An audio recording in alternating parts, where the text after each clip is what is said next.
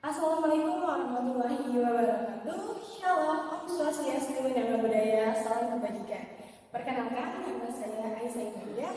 Di sini saya akan menceritakan suatu kisah dongeng tentang Nona Apel. Nona Apel adalah seorang gadis yang sangat cantik. Wajahnya segar kemerahan seperti buah apel yang telah matang. Maka dari itu dia dipanggil sebagai Nona Apel. Selain memiliki wajah yang cantik, Nona Apel juga memiliki hati dan perangai yang baik. Dia ramah, suka menolong orang. Nona Apel tinggal bersama seorang ibu dan dua kakaknya. Namun dua kakaknya itu sangat membenci dirinya karena kakaknya itu memiliki perangai buruk dan wajah yang tidak terlalu cantik. Setiap hari Nona Apel memaksa dengan banyak pekerjaan. Namun kedua kakaknya itu hanya bermain-main saja. Suatu hari ketika Nona Apel mengembala angsa, dia tidak sengaja menemukan topi merah yang tersangkut di dalam kotak. Dia mengambil topi merah tersebut lalu mencobanya. Wah, alangkah bagusnya, kata Nona Apel ketika melihat dirinya di dalam kotak. Tiba-tiba ada suara panggilan. Nona Apel, Nona Apel. Nona Apel pun kaget lalu menoleh. Ternyata itu adalah suara kakek. Kakek-kakek itu aneh. Kepalanya sangat besar, namun ukuran badan yang lain kecil sekali. Kata kakek itu adalah topiku. Tadi terbang ketika aku sedang memancing ikan. Kata Nona Apel, ambillah jika ini memang milikmu, sambil tersenyum. Terima kasih, kata kakek itu. Lalu kakek itu memberikan sesuatu kepada Nona Apel. Ini biji apel ajaib untukmu. Dalam satu malam, biji apel ini bisa tumbuh menjadi pohon ajaib. Yang siapapun yang melihatnya pasti akan menginginkannya, tetapi hanya kamu pemiliknya yang mampu memetiknya. Nona Apel pun terheran. Dia pulang ke rumahnya. Lalu Nona Apel menanam biji tersebut ke dalam kebun miliknya dengan sangat hati. Keesokan harinya, Nona Apel bangun pagi-pagi berlari untuk mengecek ke kebunnya. Ajaib, yang terjadi adalah pohon itu langsung tumbuh dan memiliki buah apel yang warnanya keemas-emasan. Tidak lama kemudian, rombongan raja pun melewati kebun Nona Apel dan melihat apel tersebut. Raja yang melihat apel tersebut lalu menginginkannya. Kemudian, raja menyuruh pengawal untuk memetik buah apel tersebut.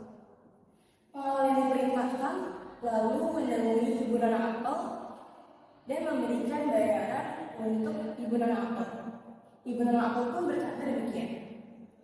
Ambillah dan petik sendiri, kepada prajurit. Prajurit mengambilnya, namun anehnya apel itu seperti memiliki kaki untuk menghindari pengawal itu.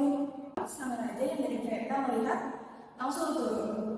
Namun apalah daya, memang apel itu tidak dapat dipetik oleh raja. Lalu raja merasa kecewa dan bingung. Akhirnya raja pulang ke istana.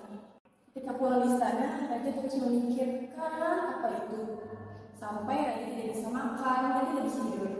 Perdana Menteri yang melihat hal tersebut lalu khawatir terhadap raja, lalu memberikan saran. Baginda raja, setahu saya apel tersebut hanya dapat dipetik oleh pemiliknya. Sebaiknya Paduka berikan saja uang lebih kepada pemiliknya dan perintahkan mereka untuk mengirimkannya ke istana. Raja menerima nasihat tersebut. Lalu raja segera memerintahkan seorang prajurit untuk memberikan bayaran kepada ibu Nona Apel. Ketika sampai, ibu Nona Apel segera menyuruh Nona Apel untuk memetik buah apel ajaib itu. Namun yang disuruh menantarnya adalah putri sulungnya.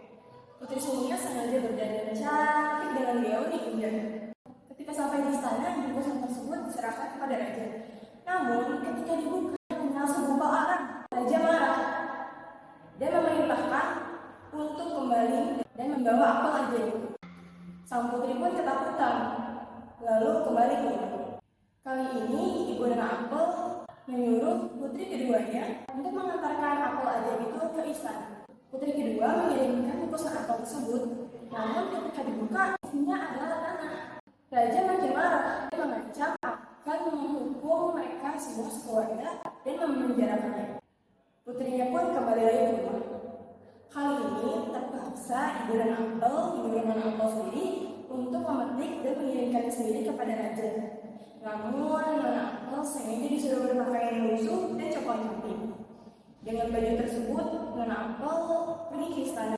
Ketika sampai di hadapan raja, Nona Apel malu-malu karena memakai baju yang coklat cantik. Raja bertanya, apakah kamu pemilik pohon apel ajaib itu? Dengan berhemat.